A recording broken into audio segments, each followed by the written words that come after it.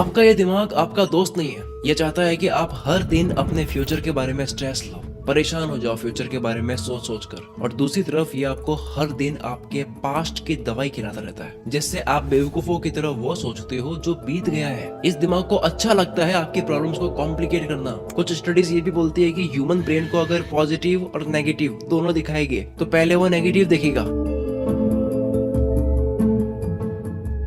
मैं अब एक कड़वा फैक्ट बताऊं, अगर आज आपका ब्रेन ठीक ऐसी ही लूजर्स वाली हरकतें कर रहा है जैसे मैंने बताया है, तो इसके जिम्मेदार आप खुद हो। जब हम नुकीली पेंसिल से बिना रुके लगातार लिखते हैं तो एक टाइम के बाद में उस पेंसिल से लिखावट अच्छी नहीं होती है। ठीक यही चीज हमारे ब्रेन के साथ हो रही है। बिना रुके लगातार उसको यूज कर रहे हैं, हर सेकंड कोई ना कोई दिमाग में चल रहा है। मेहनती, आलसी, गरीबी, अमीरी, ये वो ऐसे थॉट्स चलते रहते हैं। कॉन्स्टेंट वर्किंग की वजह से ही आपका ब्रेन बेकार होता जा रहा है। Your brain needs a break. जैसे बेकार पेंसिल से वापस अच्छी लिखावट चाहिए तो उसको शार्पनर में डालना पड़ता है, वैसे ही जब आपकी दिमाग की फर्टिलिटी यानी कि उपजाऊ ऊर्जा खत्म हो जाती है और लाइफ में डलनेस आती है, तब आपको बस शांति से रिलैक्स करना है और एक बंद कमरे में बैठकर अपने माइंडसेट को री इन्वेंट करना है। री इन्वेंट योरसेल्फ, ये शब्द याद कर लो और अकेले हो जाओ। क्योंकि जो इंसान अपने थॉट्स के साथ में अकेले बैठ सकता है वो कुछ भी कर सकता है, कुछ भी बदल सकता है, कुछ भी बना सकता है। न्यूटन को भी ग्रेविटी का आइडिया तब आया था जब वो पेड़ के नीचे अकेले बैठे थे। और इस दुनिया में खोज तब होती है जब इंसान एकांत में जाकर अपनी मर्जी से कुछ सोचना शुरू करता है। वही जन्म होता है डीप फोकस का। डीप फोकस का स्विच ऑन तभी होगा जब आप एकांत में जाओगे और डे ड्रीमिंग का स्विच ऑफ करोगे। डे ड्रीमिंग यानी कहीं पर भी बैठकर कुछ भी सोचना जिसका प्रैक्टिकल प्लान हमारे पास होता नहीं है, बस बिना मतलब हमारी लाइफ में कंफ्यूजन की ड्राइंग बनती जाती है। इसलिए अकेले हो जाओ, कुछ दिन के लिए अकेले हो जाओ, चैलेंज लो और अपने ऊपर नजर डालो। You will realise what is practical and you will get clarity. सिर्फ 10 मिनट दिन में खुद के साथ में बैठना है। जो लोग ये नहीं कर पा रहे हैं, 10 मिनट भी अपने साथ बैठ नहीं पा रहे हैं, उनका होता यह है कि प्रेजेंट लाइफ सिचुएशन कुछ और है, जॉब किसी और चीज की कर रहे हैं, फ्यूचर का करियर कहीं और सोचा हुआ है, अंतर मन को चाहिए बहुत कुछ पर मजा ही नहीं आता है काम में। इसलिए बोलते हैं when you can't change the situation sit alone and change yourself. अगर हालात नहीं बदल सकते तो अकेले बैठो, खुद को बदलो। But remember only without outside influences you can make choices for a better change. Without outside influences यानी बाहरी दुनिया का ज्ञान छोड़कर, बाहरी दुनिया की आवाजें सुननी बंद करके बहरे बनना आपको और एक खिड़की के पास अकेले बैठना है और सोचना है। अब यहाँ मैं जो बोल रहा हूँ ध्यान से सुनना।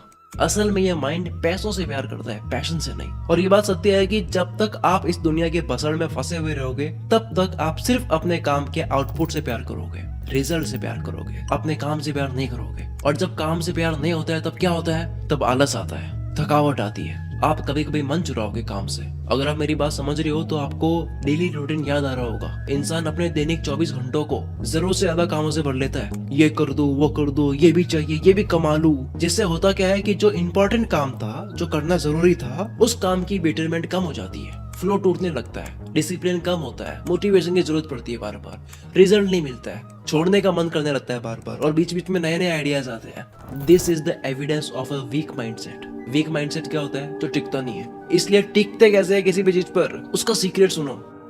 नॉर्मली अगर आप कुछ भी सीखते हो, पढ़ते हो, कोई भी एक्टिविटी करते हो 10 दिन के लिए, 20 दिन के लिए, 30 दिन के लिए, तो आप इसको कैसे मेजर करोगे कि सब कुछ सही जा रहा है या नहीं जा रहा है? How will you track your growth? आपके मन में चल रहा होगा कि रिजल्ट से ट्रैक करूंगा कि मैंने ये सीखा, इतना कमाया, मैं अपने गोल के इतना करीब पहुंच पाया। नहीं। जो लोग एक चीज पर टिकना जानते हैं वो लोग ट्रैक करते हैं फोकस की पावर से। यानी कि पहले दिन डे 1 पर मेरा उस काम को करते हुए कितना फोकस था और डे 30 तक पहुंचने पर मेरा कितना फोकस बढ़ गया है। फोकस की पावर बढ़ने लगी, आप अपने आप टिक जाओगे। पर ये पावर ऐसे ही नहीं बढ़ेगी, आपको आइसोलेशन में, एकांत में जाना होगा। तभी आपको जो करियर ग्रोथ की प्रॉब्लम्स है या फिर अपने आप को ना बदल पाने की जो दिक्कतें हैं, उन सब का सॉल्यूशन मिलेगा। अगर मैं अभी आपसे पूछूं कि आपकी प्रेजेंट सिचुएशन में 5 प्रॉब्लम्स क्या है, तो आपको सोचने में वक्त लग जाएगा। जब तक आपको इन 5 प्रॉब्लम्स को सोचने में वक्त लग रहा है, तब तक समझ लो कि आप अपनी प्रॉब्लम्स को सॉल्व करने में 100% फोकस नहीं दे रहे हो। आपकी दिक्कतें आपकी जुबान पर होनी चाहिए और ये चीज तभी पॉसिबल है जब आप एकांत में जाओगे, जब आप लिखोगे। सिंपल सी साइकिल है, problem needs solution and solution needs isolation. Isolation में जाने के बाद आपको एनालिटिकल पावर मिलती है। जिससे आप नेगेटिव थॉट्स फिल्टर कर सकते हो। एक अलग थिंकिंग डेवलप होती है आपके अंदर। जैसे एक थिंकिंग होती है कि अगर मैं प्रेजेंट वाले काम को छोड़कर अपने इंटरेस्ट, अपने पैशन पर काम करूंगा तो ये रिस्क है। और दूसरी थिंकिंग बोलती है कि अगर मैंने इस प्रेजेंट वाले काम पर और टाइम दिया और अपने इंटरेस्ट, अपने पैशन को फॉलो नहीं करा, उसको नहीं चुना, तो ये और बड़ा रिस्क है। इसी नेगेटिव थॉट्स फिल्ट्रेशन को दिमाग की धुलाई कहते हैं। इसके ऊपर सबसे पहले वीडियो आपके भाई ने बनाई थी, जो कि सबको इतना पसंद आया कि काफी लोगों ने इस पे वीडियो बनाई। अगर 2024 के बचे हुए महीने बेहतरीन बनाने हैं, ये साल आप अपनी जिंदगी का बेस्ट ईयर बनाना चाहते हो, तो आपको आज से 21 दिन का चैलेंज लेना पड़ेगा दिमाग की धुलाई के लिए। इन 21 दिनों में आपको सिर्फ 3 चीजें चाहिए, एक पेन, एक कॉपी और 4 दीवारों के बीच का एकांत माहौल। Take 21 days challenge and reinvent yourself. हजारों लोग ले चुके हैं ये चैलेंज अपने माइंडसेट को बदलने के लिए। पहले अपने आप को बदलना होता है, अपने अंदर की दुनिया को बदलना होता है, बाहर की दुनिया तो बदल जाती है। फिर चैलेंज लेना कैसे है, अभी रुको, मैं आपको बहुत बढ़िया तरीका बताने वाला हूँ। इन 21 दिनों में यू विल नो कि बेस्ट माइंडसेट बनाते कैसे है। You will know how to take risk. Goals को अचीव करने के लिए हर एक कदम का कैलकुलेटेड एनालिसिस कैसे करना होता है। You will know your capability to deal with emotions, how to reaffirm your goals. ये सब कुछ कैसे करोगे समझ आ जाएगा, बस इस वीडियो को देखते रहो।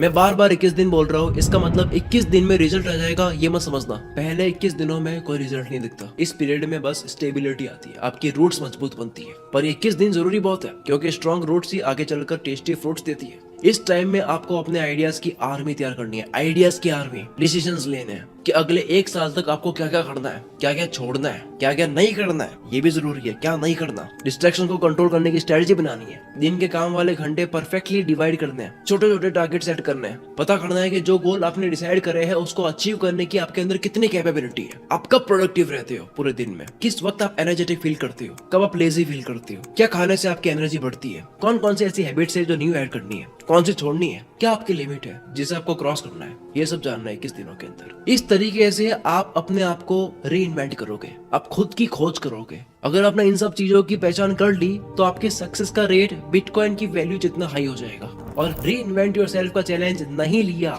तो जब तक आप अपने पैरों पर खड़े होगे तब तक आपके 4 दोस्त, आपके 4 कजिन्स, आपके 4 पड़ोसी आपसे काफी आगे निकल चुके होंगे। असल में जब तक आप अपने 4 लोगों के सर्कल में रहते हो, जैसे कि फैमिली कनेक्शंस, फ्रेंड्स, कजिन्स, तब तक आपकी दुनिया बहुत छोटी होती है। इस एटमॉस्फेयर में आप अपना पूरा जोर लगाकर भी बड़ा सोचोगे ना तो वो भी इतना बड़ा होता नहीं है, क्योंकि छोटी दुनिया में बड़ा सोचना छोटा ही माना जाता है। एक कुएं में रहकर कोई भी इंसान समुद्र जितने बड़े सपने नहीं देख सकता। 4 लोगों के बीच में रहने से आपकी मेंटालिटी डेवलप होती है मी वर्सेस देम वाली। अब जो बोल रहा हूँ उसको आप रिलेट कर पाओगे। मी वर्सेस देम मेंटालिटी का सबूत क्या क्या सुनो। अगर मुझे अपने करियर में कुछ अच्छा अचीवमेंट मिला है तो मैं सोचूंगा कि यार इन 4 लोगों को पता तो चलना चाहिए कि मैंने कुछ किया है। अगर आप किसी ऐसे सर्कल में हो जिसमें सब एक अच्छे लेवल पर है तो आप सोचते हो कि यार इसका तो सेट है, इसका सेट है, इसका सेट है, सिर्फ मैं ही कुछ कर नहीं पा रहा हूँ। अगर आपके फैमिली कनेक्शंस में किसी ने कुछ बड़ा उखाड़ लिया, कुछ अचीव कर लिया, तो आपको खुशी के साथ में एक अजीब सी फीलिंग भी आती है कि यार इस बंदे की तरह लोग एक दिन मेरे ऊपर भी प्राउड फील करेंगे। अगर आपको कोई दोस्त है जो महीने का 2 लाख कमा रहा है तो आपका टारगेट क्या होता है कि मुझे भी मंथली इनकम 2 लाख करनी है। इसी मेंटालिटी से बाहर आना है। और ये कब होगा? ये तब होगा जब आप छोटी दुनिया से अपने कनेक्शंस कट कर दोगे और आइसोलेशन में जाकर आई वर्सेस आई मेंटालिटी डेवलप करना स्टार्ट करोगे। तब असली री इन्वेंशन गेम स्टार्ट होगा। तब दिमाग में एकदम अकेलापन होगा। तब आपको अपने अंदर की आवाज सुनाई देगी और दिल की चिंगारी दिखाई देगी। तब मेहनत करने का गुरूर होगा। तब आपके पैरों में आपका आत्मविश्वास खड़ा होगा। तब आपको अपने ड्रीम्स का साफ रास्ता दिखाई देगा। अब यहाँ तक आपको समझ आ गया होगा कि being alone is a healthy thing to do, यानी अकेलेपन की आदत डालनी है और खुद की खोज करनी है। अब मैं आपको बताने वाला हूँ हाउ विल यू री इन्वेंट योरसेल्फ। एक एक बात अब ध्यान से सुनना। नंबर 1, आपके जो भी गोल्स है उन पर आपको स्मार्ट स्ट्रेटजी लगानी है। स्मार्ट क्या है? SMART। एस यानी स्पेसिफिक, यानी निशाना एक ही जगह होना चाहिए कि मुझे बस यही पाना है और यही बनना है, खत्म। इससे आगे मुझे दूसरा कुछ नहीं सोचना। M यानी मेजरेबल। अब उस एक गोल के बीच छोटे छोटे स्टेप्स बनाने हैं आपको। जैसे अगर फोटोग्राफर बनना है तो उसको 5 स्टेप्स में डिवाइड कर दो। And firstly focus on step 1 only, then step 2, then step 3। एक टाइम पे एक स्टेप पे फोकस करना है। पहला स्टेप अचीव हुआ तो ही दूसरे स्टेप के बारे में सोचना है, काम करना है। A यानी अचीवेबल। आस्क योरसेल्फ कि क्या मेरे अंदर इतनी कैपेसिटी और कैपेबिलिटी है कि मैं अपने गोल तक पहुंच जाऊंगा, और अगर नहीं है तो कितनी सारी चीजें हैं जिन पर मुझे काम करने की जरूरत है। नोट डाउन करो and start working on it. R यानी रेलेवेंट। आपका गोल आपकी लाइफ से कितना रेलेवेंट है ये पता करो। 20-21 साल की उम्र में आप सोच रहे हो कि मैं क्रिकेटर बन जाऊं, तो उसका कोई मतलब नहीं है। जरूरी नहीं है कि आप खुद को अच्छा समझ रहे हो तो आप उसमें अच्छे हो भी। पहले तो सच बोलो अपने आप से। ऐसी चीज पिक करो जिसमें आपका इंटरेस्ट हो, पसंद है आपको करना, उसके अंदर नॉलेज भी है, मतलब आता भी है, और उसको आप प्रोफेशन भी बना सकते हो। टी यानी टाइम बाउंड। हर चीज को पाने का एक टाइम डिसाइड कर लो कि 1 महीने में ये करना है, 2 महीने में ये अचीव कर लेना है, मुझे ये पाना है। क्योंकि जब तक आप टाइम बाउंड नहीं बनाओगे तब तक आप स्पीड में काम नहीं करोगे। एक डेडलाइन होनी बहुत जरूरी है। एंड लास्ट पॉइंट इज कि वर्क एंड रेस्ट, इन दोनों के बीच में बैलेंस बनाना पड़ेगा, नहीं तो आपको कभी महसूस नहीं होगा कि लाइफ बेटर हो रही है। Remember every step you achieve, no matter how small, is progress. अब बात करते हैं नंबर 2 की। लाइफ का एक ऐसा फेज होता है जब आप पता ही नहीं होता कि अब आगे करना क्या है, और ऐसा फेज आना भी चाहिए। आ रहा है इसका मतलब आप कुछ सोच रहे हो, कुछ करना चाह रहे हो। इस समय पर कुछ समझ नहीं आता, इसलिए सबसे पहले तो क्या करना है, बी काइंड टू योरसेल्फ। इस टाइम हर इंसान सेल्फ जजमेंट बनाता है, पर यह टाइम होता है सेल्फ अंडरस्टैंडिंग का। खुद को जज नहीं करना है, खुद को समझना है। आपको अपने आप से ये 10 सवाल करने हैं, समझ जाओगे गेम पूरी। दिमाग से सारी टेंशन साफ हो जाएगी। क्वेश्चन है, कौन सी एक्टिविटीज मुझे जिंदा रखती है, मेरे बचपन के सपने क्या थे, ऐसी क्या चीज है जिसमें आपको कोई हरा ही नहीं सकता, आप क्या चाहते हो कि लोग आपको क्यों याद रखेंगे, कौन से स्किल में सबसे ज्यादा मजा आता है, लाइफ के ऐसे कौन से इश्यूज है जिनको अभी सॉल्व करना जरूरी है, आपको कौन इंस्पायर करता है और क्यों करता है, आप अपना पूरा दिन कैसे जीना चाहते हो, कितने घंटे काम, कितने घंटे आराम, कितने घंटे मजे, आइडियल डे कैसे होगा आपका, आज से 5 साल बाद आप अपने आप को कहाँ देखते हो, और सबसे आखिर में आज से, अभी से कौन सा स्टेप आप ले सकते हो अपने ड्रीम्स को पाने के लिए। ये 2 बातें समझ आ गई। अब बात करते हैं नंबर 3। अगर आप कहीं भी जाना चाहते हो तो आपको ये पता होना चाहिए कि अभी आप कहाँ हो। सेम मैप में कैसा होता है, मैप में नेविगेशन दिखती है, लेकिन साथ में ये भी दिखता है कि अभी आप कहाँ पे हो। इसी से एक क्लियर डायरेक्शन मिलेगी। ये पता चल गया तो कभी भी आपकी मेहनत का मजाक नहीं बनेगा, बल्कि आप अपनी मेहनत को शुक्रिया ही बोल रहे होगे। कहीं पहुंचने के लिए कहीं से निकलना बहुत जरूरी होता है। सही वक्त पे कर लेना चाहिए, नहीं तो गिले शिकवे होने लगते हैं। नंबर 4, कभी ना कमजोर पड़ने वाला माइंडसेट का एक फार्मूला होता है, उसको अपनाओ। फार्मूला है 4C। पहला C, कंट्रोल। आइसोलेशन में रहकर आप अपने दिमाग पर इतना काबू पा लो कि दिमाग आपसे सोचने की परमिशन मांगे। दूसरा C है कमिटमेंट। क्या आप अपनी इमेजिनेशन आइडियाज को एक्शन में कन्वर्ट करते हो? क्या आप जो बोलते हो वो करते हो? इस चीज में अगर आप 1000% नहीं दे रहे हो तो दिमाग में आपकी एक इमेज बनेगी जिसको बोलते हैं सेल्फ स्टीम। कसम खा लो कि अगर मैंने किसी चीज की कमिटमेंट कर दी है तो फिर वो आसमान से टपकी बूंद की तरह है, वापस नहीं जा सकती। तीसरा C, चैलेंज। डेली लाइफ में आप कितने चैलेंजेस लेते हो, आपकी वॉरियर कैपेसिटी क्या है, अगर लो है तो बढ़ाओ। चौथा C है कॉन्फिडेंस। जो भी आप काम करते हो उसको एकदम बेस्ट तरीके से करना है, उस तरीके से दूसरा ना कर पाए। और जो भी सीखो तो जल्दी सीखो।